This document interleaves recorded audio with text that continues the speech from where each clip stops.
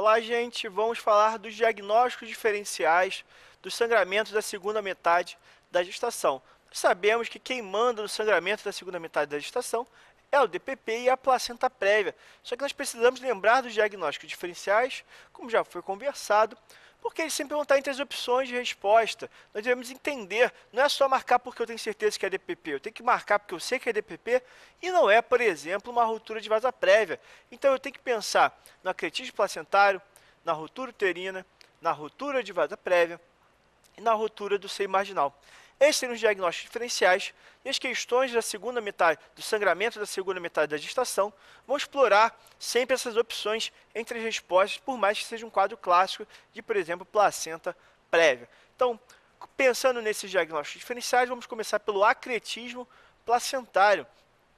O acretismo placentário é uma penetração mais acentuada da placenta. A placenta fica localizada no endométrio, na parte da decídua. É uma área que foi feita para ter uma placenta ali, para fazer as trocas materno-fetais e para depois da gestação soltar essa placenta sem muita repercussão. Aí nós temos aqueles mecanismos lá do secundamento, os mecanismos lá do período pós-parto, que vão fazer a hemostasia daqueles vasos, porque aquela área foi feita para isso. O grande problema do acretismo placentário é que a placenta ultrapassou a decídua, ela foi mais longe, mais fundo dentro do útero, e aquela área que ela invadiu, mais funda, não foi feita para hemostasia adequada, não foi feita para soltar uma placenta bonitinha, de forma adequada, sem repercussão clínica para a paciente.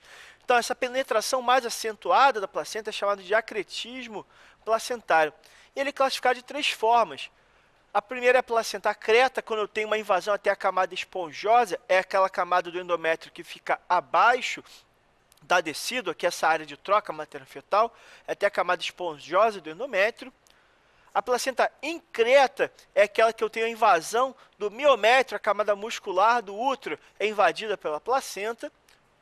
E eu tenho a placenta percreta, quando eu chego com a placenta até a serosa do útero, ou seja, atravessei o útero inteiro e muitas vezes perfura a serosa e chega a órgãos adjacentes como bexiga na placenta anterior e reto na placenta posterior.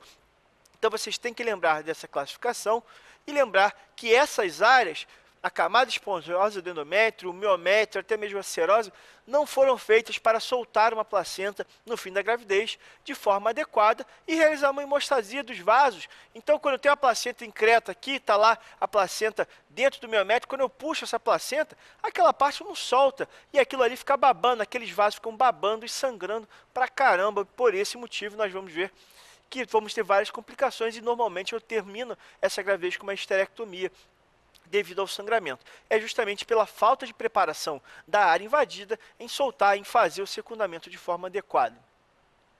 Quais são os fatores de risco para o acretismo placentário? Você tem que pensar em dois. Placenta prévia, nós vimos na parte de placenta prévia que uma complicação muito comum é o acretismo placentário. Por quê? Aquela parte inferior do útero na placenta prévia, onde a placenta prévia está localizada, ela não foi feita para receber uma placenta. A placenta normalmente fica no corpo, na parte mais superior, ou no fundo uterino. Então aquele local ali, que é mais fininho, não tem tanto músculo assim, não é uma área muito preparada para trocas materno-fetais, aquela área não está feita para receber uma placenta. Então, eu tenho a complicação da placenta prévia, que ela fica lá embaixo, e na hora de soltar essa placenta, aquela área ali não está preparada. A placenta prévia é um fator de risco fundamental, muito importante para o acretismo placentário. E o que eu tenho que ter em mente? Todos os fatores de risco para a placenta prévia automaticamente viram fator de risco para acretismo placentário. Então, se eu tenho uma paciente com risco aumentado para a placenta prévia, eu, consequentemente, aumento o risco para acretismo placentário, considerando que esse aqui é uma complicação desse aqui.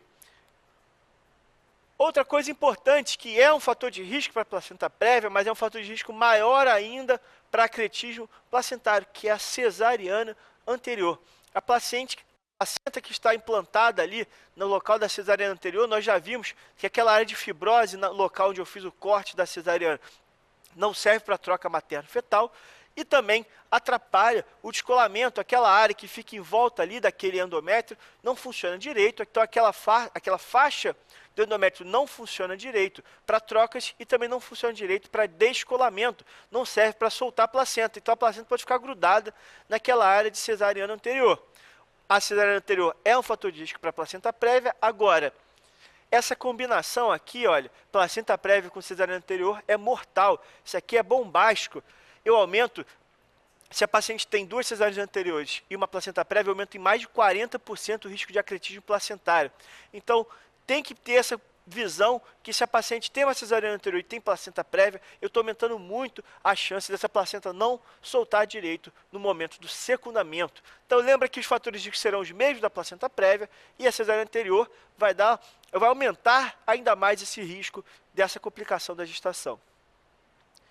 E qual é o quadro clínico do acretismo placentário? Eu posso ter uma hemorragia importante na tentativa do secundamento. Vou tentar soltar a placenta, ela não solta, ela começa a fragmentar, começa a sair toda destroçada e começa a sangrar muito. Hemorragias da segunda metade da gestação.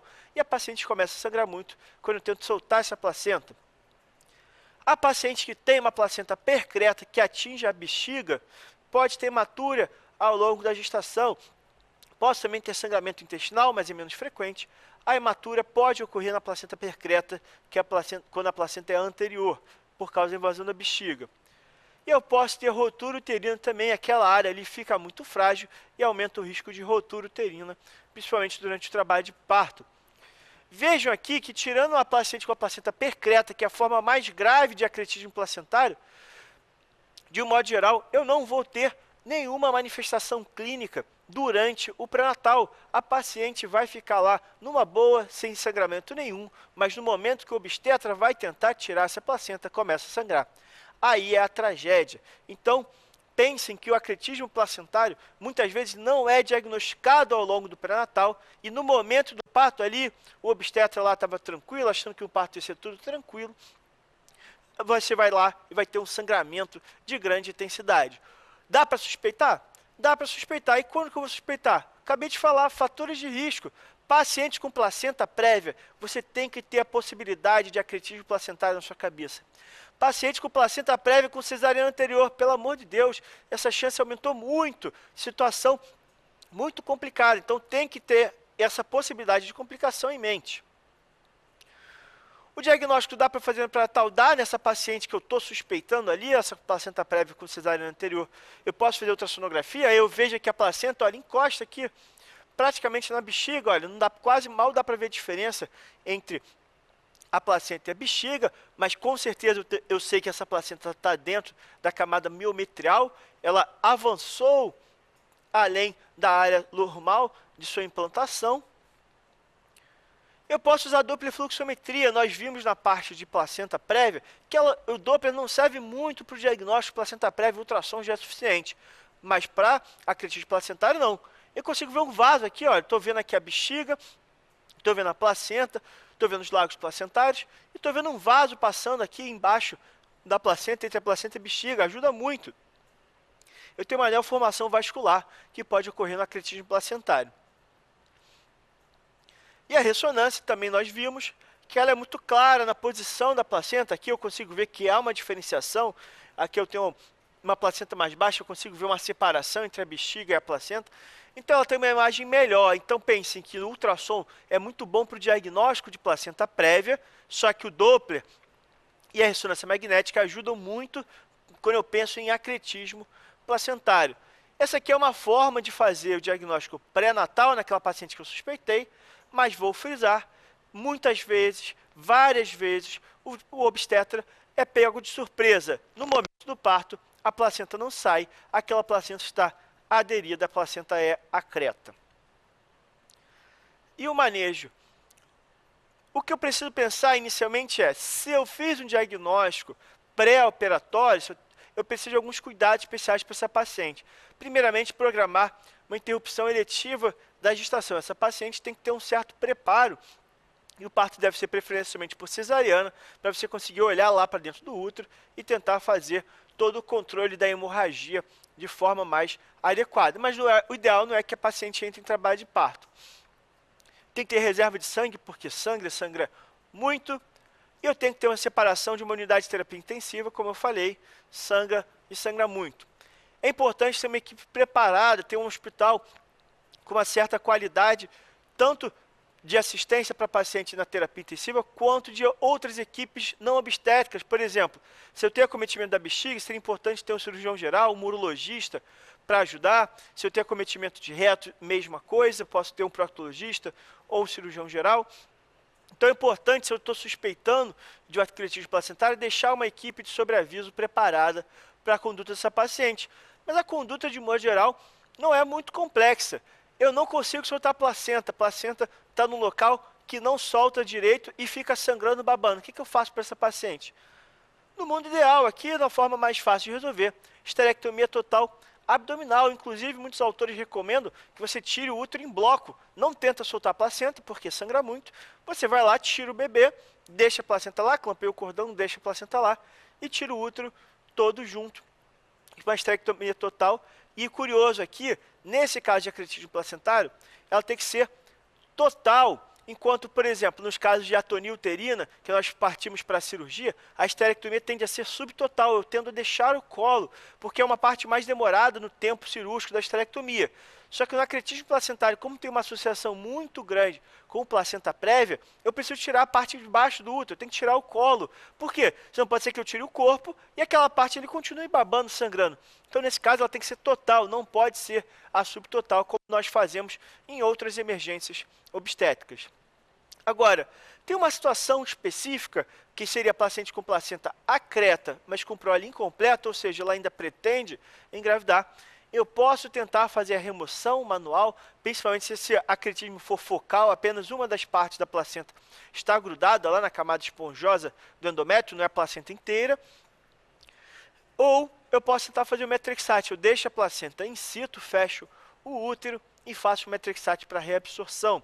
Seriam tentativas heróicas para tentar salvar esse útero, nem sempre com sucesso, e muitas dessas pacientes acabam tendo que ser submetidas à esterectomia de qualquer maneira. Veja aqui que é só para a placenta creta, a increta e a percreta, infelizmente, não tem como salvar esse útero, a paciente vai para a esterectomia.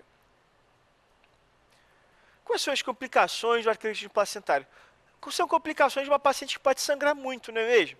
Ela pode ter coagulação intravascular disseminada, pode ter síndrome da angústia respiratória do adulto, também, principalmente quando recebe muita transfusão uterina, insuficiência renal pré-renal. Ela pode ter iatrogenia cirúrgica, eu posso ter, por exemplo, uma lesão de bexiga, eu posso ter lesão de ureter, lesão de reto, acabar tendo uma fístula por causa da tentativa de correção dessas lesões, isso obviamente pode acontecer, e pode também levar à morte. Obviamente não dá nem para dizer que a esterectomia é uma complicação, porque na verdade é o tratamento do acretismo placentário, mas obviamente a paciente vai acabar perdendo o útero de um modo geral. É uma das principais causas de esterectomia puerperal, o acretismo placentário. Tem que lembrar dele, que é uma complicação importante da placenta prévia. Rotura uterina. Vamos falar agora da rotura uterina. É o rompimento parcial ou total do miométrio. A camada muscular aqui, ó, podemos ver, ó, abriu, soltou. Eu tenho aqui uma falha de continuidade importante do miométrio, a parte muscular do útero está aberta. E aí, se eu tenho aqui, vamos pensar, o útero com o bebezinho ali dentro, tranquilo, lá na sua casinha, numa boa, e eu tenho uma abertura aqui do miométrio, o que pode acontecer? O bebezinho vai sair para passear na barriga da sua mãe, o que não é legal, ele vai sair da própria casinha. Como é que eu classifico a ruptura uterina? Eu posso ter uma ruptura uterina parcial ou incompleta, em que a preservação da serose uterina, eu tenho a ruptura do miométrio, mas a serosa fica intacta. É muito comum a deiscência de cicatriz uterina. Paciente fez cesariana anterior e tem a abertura do miométrio, só que a serosa mantém esse útero ainda não completamente aberto, ou a ruptura uterina total ou completa, e aí vai a serosa e abre tudo. É aquela foto que eu acabei de mostrar, em que está tudo aberto, permitindo a comunicação do conteúdo intrauterino com a cavidade abdominal. Pode ser espontânea, que pode ser ao longo da gestação, um processo mais lento, sem intervenção obstétrica direta, ou pode ser uma causa Traumática, eu posso ter trauma abdominal direto, resultando em ruptura uterina. Eu posso ter o parto induzido, que resulta em ruptura uterina. E também o parto operatório, o parto aos forceps, pode ter esse tipo de complicação. Então, tem duas formas de ocorrência dessa ruptura uterina, espontânea ou traumática. Quais são os fatores de risco para a ruptura uterina? Cirurgia miometrial prévia. A paciente que é submetida à cesariana ou à miomectomia tem naquela área que foi cortada, nós já discutimos várias vezes ao longo dessa aula, uma área mais frágil, uma área que não funciona direito para trocas maternos fetais, e uma área que é uma área de fibrose, não é um músculo. Então aquela área é mais frágil que o resto do organismo, do resto do corpo uterino, portanto, uma área com maior chance de romper, maior chance de ruptura uterina nas pacientes que foram submetidas à cirurgia miometrial, principalmente cesariana e miomectomia. Trauma uterino, a paciente pode ter um trauma de alta intensidade, resultando na ruptura do útero, isso é bastante claro de entender. Malformação congênita, útero de Delphi, útero bicorno, essas alterações colocam áreas frágeis do útero, aquele útero não foi bem formado, isso facilita que áreas frágeis se desenvolvam e acabem rompendo ao longo da gestação. Parto obstruído, vocês têm que lembrar dessa complicação. O trabalho de parto obstruído, por exemplo, uma desproporção cefalopélvica que não foi identificada, aumenta muito a chance de ruptura uterina. Paciente que não foi acompanhado, fez um trabalho de parto acompanhado pela parteira, você tem que pensar nessa possibilidade. Trabalho de parto muito arrastado, já paciente lá 20 horas, 40 horas de trabalho de parto, isso aumenta muito o risco de romper o útero, que vai forçando durante muito tempo as fibras musculares do útero e chega um momento que elas acabam rompendo. Sobredistensão uterina, paciente com polidramnia, gestação gemelar, são situações que essa sobredistensão estica muito a camada muscular e ela acaba ficando mais frágil. Uso de ocitose e prostaglandinas, a indução do trabalho de parto, a tentativa de acelerar o trabalho de parto, aumentam o risco de romper o útero. E manobra de Christeller, que é aquela pressão no fundo de útero que você pega lá, geralmente aquele enfermeiro mais gordo lá, aquele médico mais pesadão, para fazer uma força no fundo de útero para tentar auxiliar no período expulsivo. Ele não é recomendado por nenhum livro, não está recomendado na prática obstétrica atual, você não deve fazer, mas sempre vai estar lá na opção de resposta, manobra de Christeller, para tentar enganar alguém. A manobra de Christeller, além de várias complicações, como, por exemplo, trauma hepático, eu posso ter complicações para o feto, eu posso ter também rotura uterina. Então, a manobra de Christeller, essa pressão muito forte, esse peso que você coloca no fundo de útero aumenta o risco de romper, aumenta o risco de rotura uterina.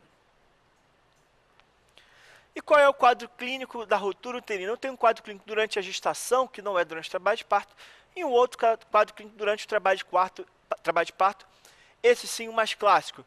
Então, durante a gravidez, eu posso ter um quadro de abdômen agudo, hemorragia abdominal e irritação peritoneal. Pode ser um quadro mais associado ao trauma, um quadro espontâneo, às vezes até mesmo na primeira metade da gravidez, mas isso aqui não é a forma mais comum de apresentação. Eu sempre vou pensar na ruptura uterina numa paciente que está em trabalho de parto, durante o trabalho de parto. Só que eu tenho uma notícia boa, uma coisa que ajuda, que antes do útero romper, eu tenho um sinal de iminência de ruptura uterina, que é chamada síndrome de Bandel-Frommel. Eu tenho dois sinais, sinal de Bandel e sinal de Frommel, que significam que o útero está avisando, vou romper a qualquer momento, sinal de iminência de ruptura uterina. Começando aqui pelo anel de Bandel, sinal de Bandel, eu tenho uma separação do segmento superior do segmento inferior. Eu faço um anel, eu vejo o útero no formato de ampulheta. Essa parte aqui, do meio do útero, essa parte do segmento uterino, fica contraído. De tanta força que o útero faz, essa parte do útero fica contraída, tentando empurrar esse bebê para baixo.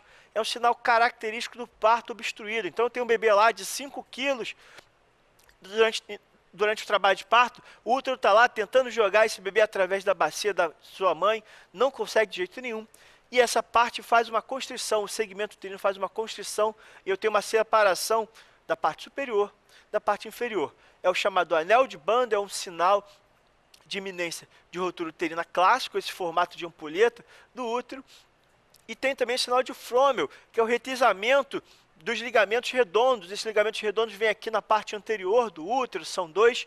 Eles ficam duros, eles normalmente não são palpáveis, mas eu começo a palpar os ligamentos redondos. Então eu consigo ver esses dois sinais ao mesmo tempo. Esse ligamento redondo demonstra que o útero está fazendo muita força para baixo para tentar jogar esse bebê. E mais uma vez eu tenho um sinal de parto obstruído. Então, eu tenho o sinal de Bundle, o sinal de Frommel, os dois juntos são chamados de síndrome de Bundle-Frommel, que significam, que demonstram que esse útero vai romper a qualquer momento. É um sinal de iminência de ruptura uterina. Só que, infelizmente, muitas vezes eu não consigo ver esse sinal, ou a paciente chegou atrasada, e aí eu já tenho a ruptura uterina consumada. E aí o que eu vou ter da ruptura uterina consumada? Eu vou ter uma dor súbita, lancinante, a paciente tem uma dor muito forte. Ela pode ter uma dor muito importante durante lá os sinais de iminência de ruptura uterina, e ela continua com uma dor súbita, mas muitos autores descrevem que essa dor melhora depois que rompe um útero. Ela tem uma dor lancinante e depois ela para de ter dor. Isso é possível na evolução da ruptura uterina. Eu tenho a parada de trabalho de parto. O trabalho de parto estava vindo bonitinho, evoluindo, de repente o trabalho de parto parou de evoluir. A paciente pode, por exemplo, inclusive parar totalmente a contração. Estava lá contraindo 5 em 10, de repente não contrai mais nada. Parada do trabalho de parto. Eu posso ter hemorragia tanto abdominal quanto vaginal, por isso entra no diagnóstico diferencial do sangramento da segunda metade da gestação. Mais uma vez aqui, sangramento durante o trabalho de parto, um trabalho de parto normalmente obstruído. E choque hipovolêmico. A paciente podia estar lá tranquila, lá com dor, trabalho de parto, de repente tem uma dor absurda e choca. Tem que pensar em ruptura uterina, porque quando sangra, sangra muito. Temos alguns sinais aqui que vocês precisam lembrar. O primeiro deles é o sinal de Clark. O sinal de Clark é um enfisema subcutâneo. Você consegue palpar o abdômen da paciente e ver que tem um enfisema subcutâneo. Por que que vai ter ar dentro da cavidade abdominal, gente? Por quê? Porque o útero, que tem contato com a vagina, permitiu a entrada de ar, e como eu tenho agora uma comunicação entre a cavidade interna do útero e a cavidade abdominal, está entrando ar dentro da barriga da paciente, enfisema subcutâneo, sinal de Clark associado à ruptura uterina consumada. Sinal de Reasons, a subida da apresentação. Eu estou acompanhando o trabalho de parto lá, o bebezinho está descendo, lá em 0, está lá em +1, +2 de DELI. Quando eu vou avaliar de novo, ele está em -1 de DELI. Por que que o bebê subiu? Porque o bebê subiu porque ele foi parar dentro da cavidade abdominal. Ele estava indo para baixo, de repente, abriu um buraco lá em cima, ele foi para o buraco lá de cima, errou o caminho. Sinal de Reasons, subida da apresentação durante o trabalho de parto. Eu tenho sofrimento e muitas vezes óbito fetal, porque isso aqui rompe o útero, descola a placenta, aquela área que ela estava colocada ali, sangra muito, e esse bebê acaba falecendo muitas vezes. E o que eu vou fazer diante desse quadro? Quando eu tenho a iminência de ruptura, eu estou aquela paciente lá com o sinal de Bundle, da síndrome de Bundle-Frommel, eu posso fazer a cesariana, e posso fazer o uterolítico. Por que eu vou fazer cesariano? Porque, de modo geral, é um trabalho de parto obstruído. É muito comum essa associação com o trabalho de parto obstruído. E é um sinal que o útero vai romper daqui a pouco. A não ser que já esteja nascendo, você vai fazer a cesariana. E você pode usar uterolíticos, porque muitas vezes, quando eu tenho um trabalho de parto obstruído, o útero fica tentando vencer aquela resistência. Então, ele vai aumentando a frequência de contração, às vezes até mais de 5, faz uma taxistolia, falar 6, 7, 8 contrações em 10 minutos, tentando vencer a resistência, e isso que acaba levando à ruptura uterina. Então, eu posso tentar fazer o uterolítico, mas não é para fazer corticoide, tentar melhorar o pulmão do bebê, não. O uterolítico é para parar a contração, para que não rompa esse útero. E quando eu tenho a ruptura uterina consumada, aí eu tenho que fazer uma cirurgia aberta, faço uma laparotomia para esse paciente.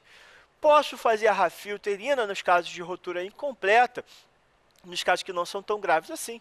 E nos casos em que há uma explosão completa do útero, uma tragédia, tudo aberto lá, eu posso não conseguir fazer a rafia e posso terminar em esterectomia. Se a paciente tiver prole constituída, o ideal é a esterectomia, até porque a ruptura uterina prévia aumenta o risco de recorrência. Se eu farei lá que a cesariana torna uma área mais frágil, uma área propensa a maiores rupturas, imagina se eu dou um ponto muito maior numa rafia uterina no útero que rompeu. É óbvio que eu estou criando uma outra área de fragilidade. Quando a paciente engravidar de novo, eu tenho um risco de recorrência. Então, o ideal é a esterectomia para paciente com ruptura uterina. Esse é o ideal, mas às vezes você vai tentar salvar o útero para um paciente que não tem prole constituído. Vamos treinar aqui com essa questão. Com uma mulher de 25 anos é internada na maternidade, enquanto ansiosa e agitada, queixando-se intensa dor abdominal. Até aí, tudo bem. Seu cartão de gestante mostra ser tercigesta, com 2 partos normais anteriores, a idade estacional de 39 semanas, compatível com a data da última menstruação, e com o exame ultrassonográfico realizado no primeiro trimestre. Beleza, trabalho de parto ali, a paciente está com dor com 39 semanas. No exame físico, ela tem palidez de pele e mucosa, já é esquisito, pressão de 90/50, com frequência cardíaca de 120. Opa, a paciente está hipotensa, com taquicardia. Então, eu tenho que pensar nessa paciente aqui que está tendo algum sangramento importante. Posso pensar o que, primeiramente? DPP, né? Essa paciente pode estar fazendo DPP. Até aí tudo bem.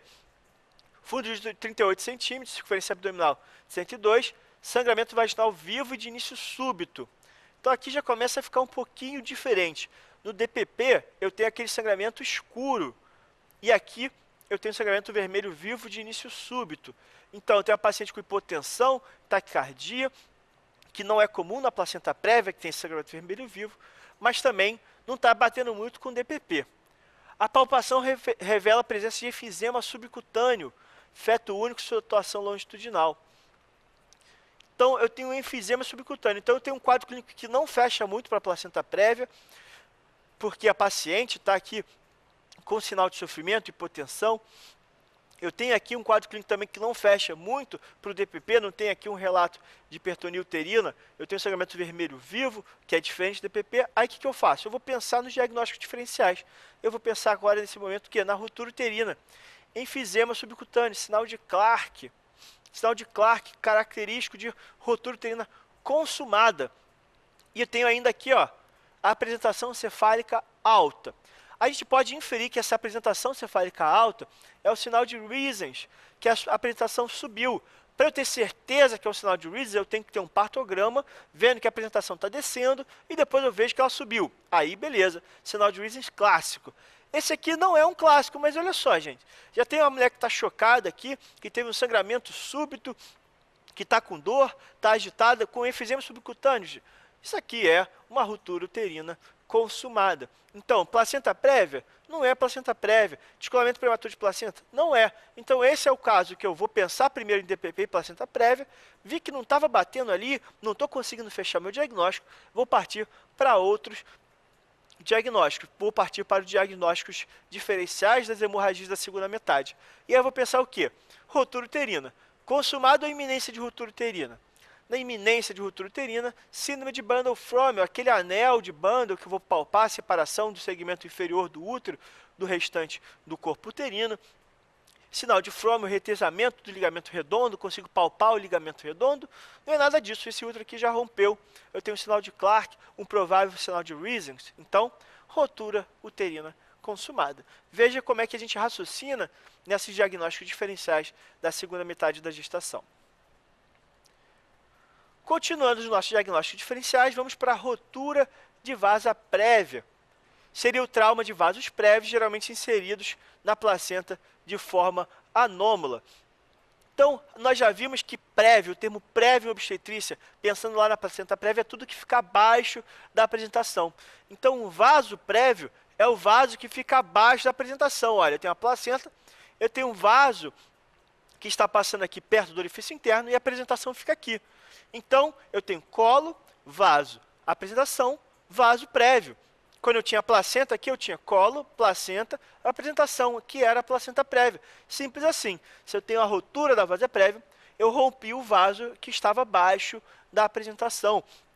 Então, esses vasos que passam aqui acabam sendo traumatizados. E nós vamos ver que normalmente estão inseridos de forma anômala na placenta. Quais são os fatores de risco para a ruptura de vasa prévia? Nós primeiro precisamos pensar em alterações da placenta, uma placenta bilobada ou uma placenta suscenturiada, se uma placenta com 2 lobos, essas alterações da formação da placenta. Agora, o mais importante fator de risco para a ruptura de vasa prévia é a inserção velamentosa do cordão umbilical. Vamos entender o que é isso. Então, uma imagem similar àquela anterior que eu mostrei, nós temos aqui a placenta, nós temos os vasos prévios aqui, passando abaixo da apresentação, então tem um colo, vaso, apresentação. Então, a cabeça do bebê está aqui, eu tenho um vaso prévio a essa apresentação. Só que o que é curioso aqui, nesse caso, é que eu tenho uma inserção velamentosa do cordão. Esse cordão umbilical, ele sai da placenta, ele corre por dentro da membrana amniótica e ele não tem essa geleia de Wharton, aquela geleiazinha que protege esse vaso. Então, enquanto ele está correndo por dentro da membrana amniótica, quando ele está correndo por dentro da membrana amniótica, ele tem um vaso que ele é desprotegido. Esse vaso aqui pode ser traumatizado a qualquer momento. E aí pode ser que quando a bolsa rompa, ele rompa nessa região aqui, e aí esse vaso aqui começa a sangrar, ou eu, inadvertidamente, estou lá acompanhando o trabalho de parto, resolvi romper a bolsa, essa paciente fazia uma amniotomia, eu venho aqui e vou romper aqui essa bolsa. Eu pego o amniótomo, vou fazer um furinho na bolsa. Pode ser que eu faça um furinho nesse vaso, então eu vou romper um vaso prévio. Então, esse aqui é o conceito da inserção velamentosa, que é o vaso que não está protegido. E a inserção velamentosa do cordão, ela anda muito junto com a inserção marginal do cordão umbilical. O cordão umbilical que está preso lá no meio da placenta, normalmente não tem essa complicação aqui. Agora, quando ele está preso aqui do lado, você está vendo aqui que o cordão umbilical está sendo da lateral da placenta, isso é uma inserção marginal do cordão umbilical. É quando o cordão umbilical fica preso na placenta como se fosse uma raquete de tênis. A placenta é onde você rebate a raquete de tênis e é onde você segura a raquete, é onde sai o cordão. Ou seja, o cordão está saindo lateralmente. Isso predispõe à inserção velamentosa do cordão. Então, a inserção marginal do cordão umbilical na placenta aumenta o risco de inserção velamentosa e, consequentemente, aumenta o risco de rotura de vasa prévia. Estou mostrando uma foto aqui, olha. Aqui é um cordão umbilical normal, aquele com a geleia de Wharton, aquele que a gente liga ali no momento do parto, tem aquela geleiazinha. Então, se eu pegar o amniótomo e der aqui uma pancada, isso não vai arrebentar vaso nenhum, porque está protegido pela geleia. Agora, quando eu tenho aqui uma inserção velamentosa, veja como os vasos do cordão que estão saindo aqui pela placenta, pela lateral aqui da placenta, eles vão correndo aqui pela membrana amniótica e vão se inserir lá do cordão umbilical protegido pela geleia. Então, se a bolsa romper nessa região aqui, esse vaso sangra, e sangra bastante. E qual é o quadro clínico? Vamos pensar.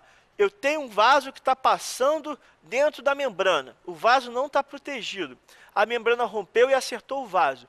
Qual é o quadro clínico? Hemorragia no momento da amniorexia, seja amniorexia espontânea ou amniorexia artificial. Portanto, eu tenho uma paciente que está em trabalho de parto, está indo tudo bem, de repente rompe a bolsa e começa a sangrar, eu tenho que pensar em rotura de vasa prévia. Tem que pensar nesse diagnóstico, que é aquele vaso que estava ali desprotegido sem a geleia de Wharton. E o que eu tenho? Também sofrimento e óbito fetal, e o óbito fetal é muito, muito rápido. Por quê? Quem é que está sangrando ali? Aquele vaso é de quem? É da gestante ou é do feto? É o vaso do cordão umbilical. Eu fiz um trauma direto num vaso do cordão umbilical e é ele que começa a sangrar. Então, pode o bebê sanguinar, sair o sangue inteiro do bebê, a paciente não vai aumentar nenhum batimento por minuto, porque o sangue não é dela, o sangue é exclusivamente fetal.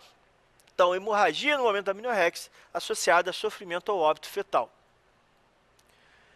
Eu posso fazer exames de imagem previamente ao trabalho de parto para evitar essa complicação. Durante o trabalho de parto, o diagnóstico é clínico, mas eu posso lançar mão de exame de imagem se eu tenho uma paciente que eu sei que a inserção é marginal do cordão umbilical, ou seja, o cordão está saindo pela lateral da placenta, eu posso supor que eu estou aumentando o risco de inserção velamentosa de cordão. Eu posso utilizar a ultrassonografia ou a dopplerfluxometria e ver que eu tenho aqui um vasinho passando a cabeça do bebê, colo uterino, vaso prévio, vaso passando na frente da apresentação. Ah, então isso aqui é a ruptura de vasa prévia. Não, aqui é o vaso prévio. Eu tenho um vaso abaixo da apresentação. Quando eu tenho a ruptura de vaso prévia, é que esse vaso aqui rompeu. Então, cuidado com isso. Isso aqui é o vaso que está prévio à apresentação. E qual é o prognóstico? O prognóstico é melhor se eu tiver uma lesão da artéria umbilical. A veia umbilical sangra muito mais, o bebê morre muito mais rápido. E a conduta, gente, é cesariana. Principalmente se eu tiver aquela imagem ali, eu já tinha uma suspeita muito grande. E eu vi que eu tenho um vaso prévio, vou para cesariana. Para que eu vou deixar essa paciente entrar em trabalho de parto, sabendo que eu posso romper essa membrana e acabar o bebê vindo a óbito. Então, conduta para ela é a cesariana. Questãozinha aqui para treinarmos. Uma paciente que está em trabalho de parto, múltipla, uma gestação de 37 semanas, ela tem um diagnóstico de placenta prévia lateral. Isso aqui é importante, a placenta prévia pode também favorecer essa inserção velamentosa do cordão, mas não é obrigatória. É um fator de risco? É, mas lembre-se que o principal associado é essa inserção velamentosa, é aquele vaso que passa sem a proteção da geleia de Wharton. Tem diagnóstico de placenta prévia lateral, realizado por ultrassonografia com 30 semanas. No exame ela tem o colo dilatado de 6 centímetros, apresentação cefálica em -1 de Deli, bolsa íntegra, profusa e sem hemorragia.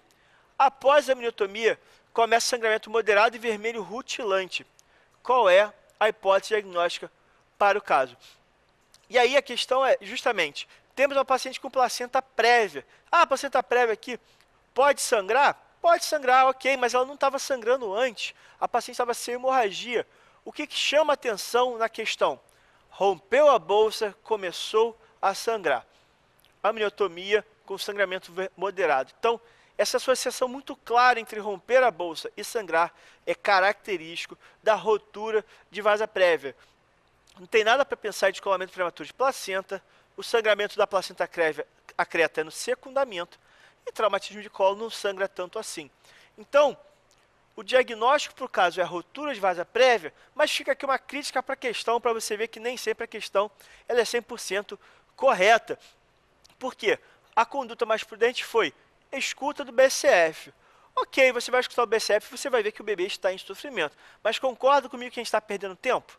Porque se o bebê está vivo, eu vou tentar salvar ele. Eu tenho que fazer uma cesariana de urgência. Então, a melhor conduta seria ruptura de vasa prévia e escuta de BCF.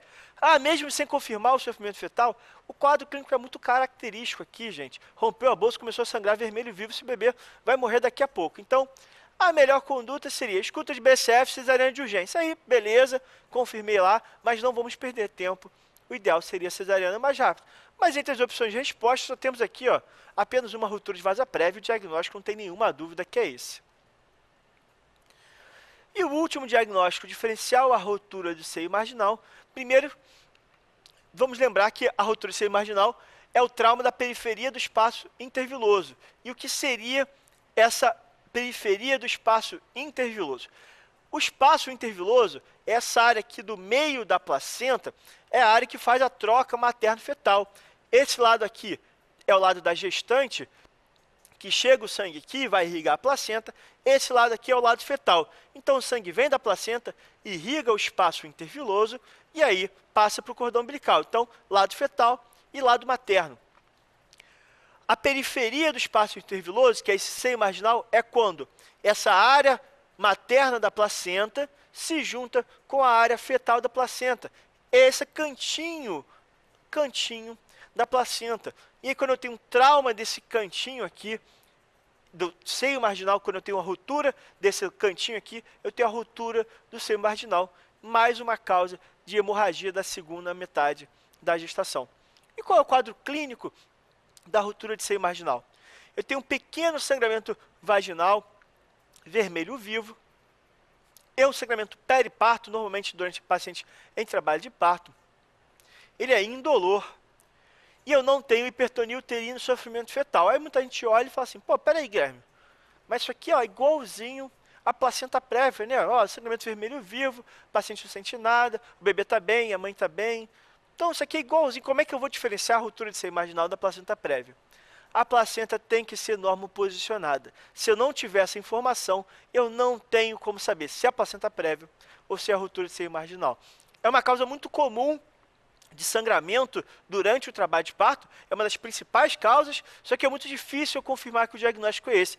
É um diagnóstico que acaba sendo de exclusão. Então, se eu tenho esse quadro clínico aqui, eu vou pensar na ruptura de seio marginal, mas é muito difícil eu confirmar. Se a questão me diz que a placenta está normal posicionada, aí fala mais a favor ainda desse tipo de sangramento. E qual é a conduta?